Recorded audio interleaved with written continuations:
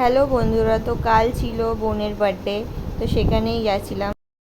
তো চলে এসে বাবুকে নিয়ে বসেছিলাম। তারপর এলো বার্থডে গার্ল, মানে আমার বোন, তো তাকে নিয়ে একটু ভিডিও করছিলাম।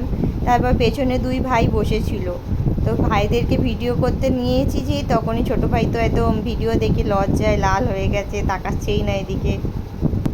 আর ওইদিকে মাসি আর মেসো মিলে কেকটা রেডি করে নিচ্ছে, আর বার্থডে গার্ল তো খুব ব্যস্ত হয়ে গেছে কেক কাটবে বলে।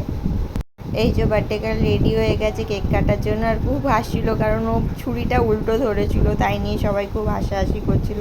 তো এদিকে কেক কাটা হয়ে যাওয়ার পর সবাইকে এক এক করে একটু একটু করে সবাইকে কেক খাইয়ে দিল। কেক খাওয়ানোর পর তারপর বোন আর আমি মিলে একটু ফটো তুললাম আর ভিডিও করলাম।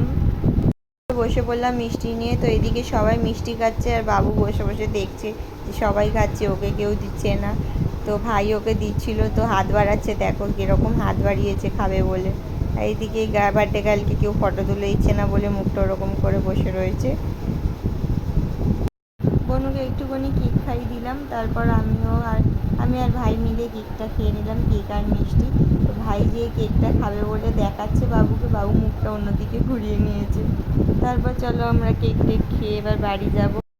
তার আগে বোনকে একটুখানি কেক মাখিয়ে নিলাম, কারণ বার্থডে গার্লকে কেক না মাখালে হয়। তো কেক মাখানোর পর সবাই মিলে একটু ফটো তুলে নিলাম। তো চলো বন্ধুরা, টাটা, আবার দেখা হবে নেক্সট ভিডিওতে।